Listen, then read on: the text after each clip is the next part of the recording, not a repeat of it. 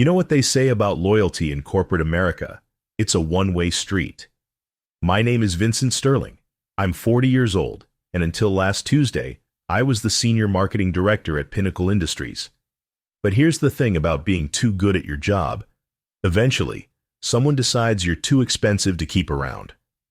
What they didn't know was that I'd been preparing for this moment for the past 6 months. Let me tell you about the meeting that changed everything. My boss, Richard Blackwell, called me into his office with that fake sympathetic smile he'd perfected over his 10 years as CEO. "Vincent," he said, not even offering me a seat, "we need to talk about your future here."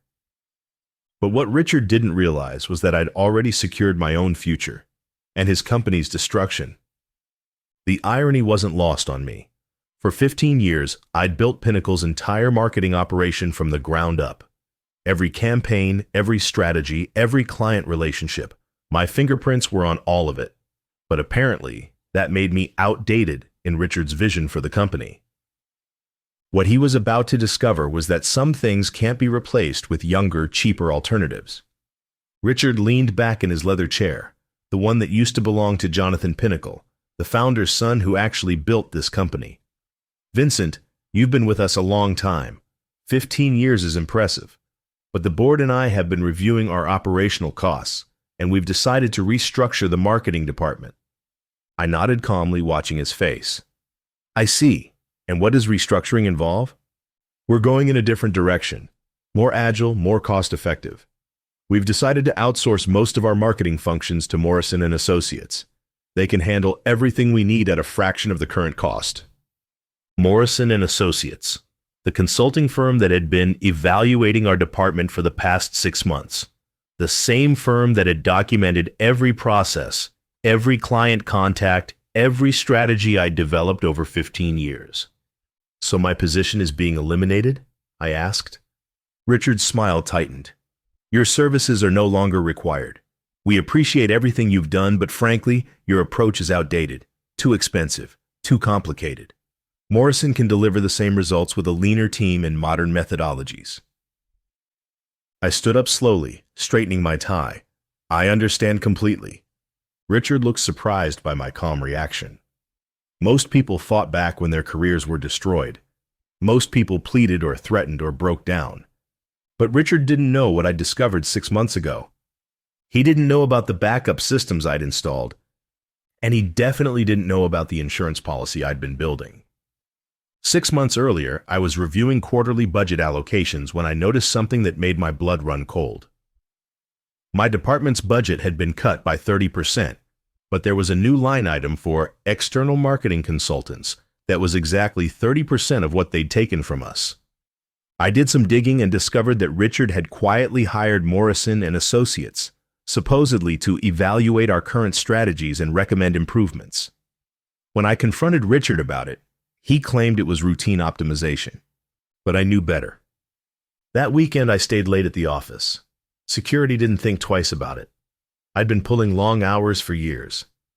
What they didn't know was that I was accessing our client database, downloading contact information, and copying files I'd created over 15 years.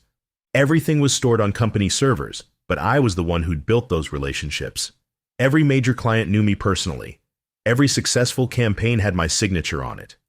I also made another discovery that night, one that would prove even more valuable. While accessing the financial systems to understand the budget changes, I stumbled across something interesting in Richard's email archive. Apparently, he'd been sloppy about deleting sensitive communications. There were emails between Richard and Morrison & Associates dating back 8 months. Not 6 months like I'd been told. 8 months. They'd been planning my elimination since before they'd even started their evaluation. But the real smoking gun was an email from Richard to the Morrison team leader. "We need to extract Sterling's methodologies completely before we terminate him. Document everything, client relationships, campaign strategies, the whole Sterling method. Once we have it all, we can replicate his results at 40% of the cost." They weren't just firing me, they were stealing 15 years of my work. I printed everything and stored it in a safe deposit box across town. Then I started building my insurance policy. Over the next few months, I quietly reached out to our biggest clients. Not to poach them, that would be unethical and illegal, but to let them know I was considering other opportunities and wanted to ensure they'd be taken care of. Vincent, said Margaret Chen, CEO of our largest account, you are Pinnacle Industries to us. We've never even met anyone else from your company. If you leave, we'd seriously have to reconsider our relationship with them. That conversation was recorded legally in her office with her knowledge, as were 23 others. I also began documenting every proprietary process I'd developed. The Sterling method wasn't just a marketing approach. It was a comprehensive system I'd created, refined, and perfected over years. It belonged to me intellectually, even if Pinnacle owned the trademark. But my masterpiece was something else entirely. For the past 5 years, all of Pinnacle's marketing automation had run through a system I'd custom built. It managed everything: email campaigns, social media scheduling, client communications, lead generation, analytics reporting. The system was so integrated into their operations that removing it would be like performing surgery without anesthesia. The beautiful part? The system required monthly authentication codes that only I knew, and those codes were set to expire exactly 1 week after my termination date. Back in Richard's office, I was finishing the most satisfying conversation of my career. "So when would be my last day?" I asked. "Today, actually. We've prepared a generous severance package. 6 months' salary plus your accrued vacation time. All we need is for you to sign this non-compete agreement and hand over your company devices." I reviewed the paperwork quickly. Standard termination documents, except for one clause that made me smile. Employee agrees not to solicit current Pinnacle Industries clients for a period of 24 months. "This non-compete seems pretty comprehensive," I said. "Just to clarify, this prevents me from actively soliciting your clients. But if clients were to contact me independently, that wouldn't violate the agreement, correct?" Richard waved dismissively. "That's a hypothetical situation. Our clients are contracted with Pinnacle, not with individual employees." I signed the documents and handed over my laptop and company phone.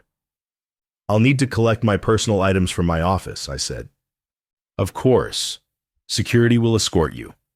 20 minutes later, I was walking out of Pinnacle Industries for the last time, carrying a small box of personal items and the knowledge that Richard Blackwell had just made the biggest mistake of his career. I drove straight home and called my lawyer. "Tom," I said, "remember that consultation we had about intellectual property rights?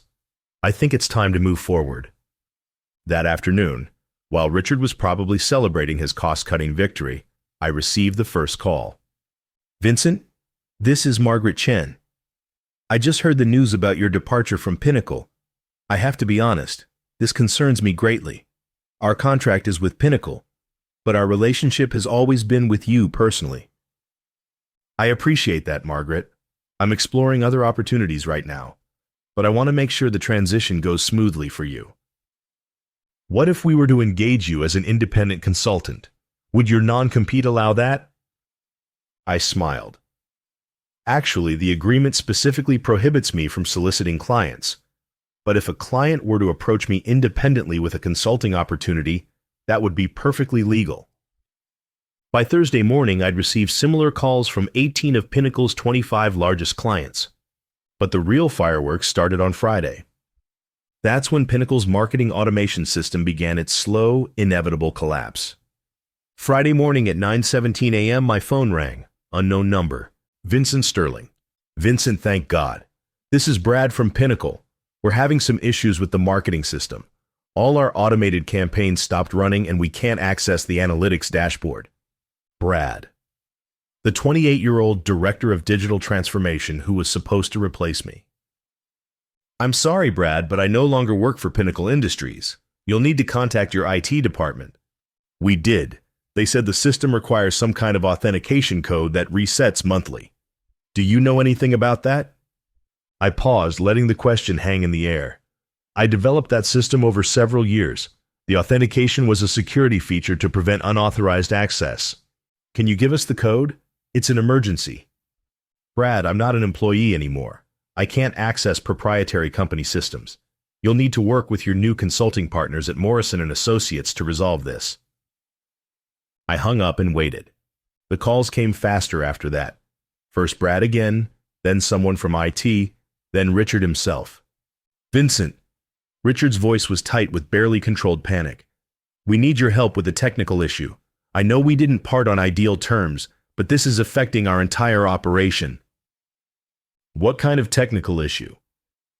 The marketing automation system. It's not working properly. Have you contacted Morrison and Associates? They're handling all marketing functions now, correct? Silence. Then, they're looking into it, but they need more time to understand the system architecture. I see. How much time? They're saying potentially several weeks to rebuild everything from scratch. I let that sink in. Several weeks without any marketing automation. No email campaigns, no lead generation, no client communications. That sounds serious. Vincent, I know I can't order you to help us anymore, but surely you understand the situation.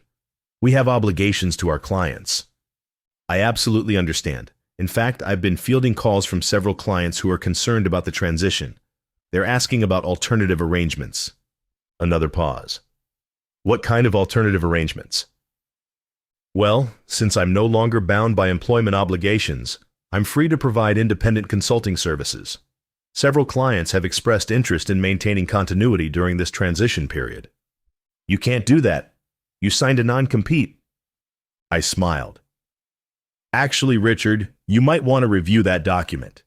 The non-compete prevents me from soliciting clients, but when clients contact me independently, requesting services, that's perfectly legal. That's corporate sabotage. No, Richard, that's capitalism. You eliminated my position to save money. Now the market is determining the actual value of my services. I hung up on him. By the end of the day, 22 of Pinnacle's 25 largest clients had terminated their contracts and signed consulting agreements with Sterling Marketing Solutions, the LLC I'd established 3 months earlier.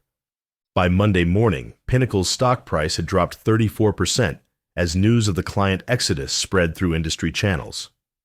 By Wednesday, Richard Blackwell was fired by the board of directors. By Friday, Pinnacle Industries was in Chapter 11 bankruptcy, and I was sitting in my new office, reviewing contracts for the most successful week in my career, knowing that sometimes the best revenge is simply letting people get exactly what they asked for. The authentication codes? They were never really necessary. I'd built the system to be easily maintainable. But Richard had been so eager to cut costs that he'd never bothered to understand what he was actually buying. He wanted to replace experience with cheap consulting. He got exactly what he paid for.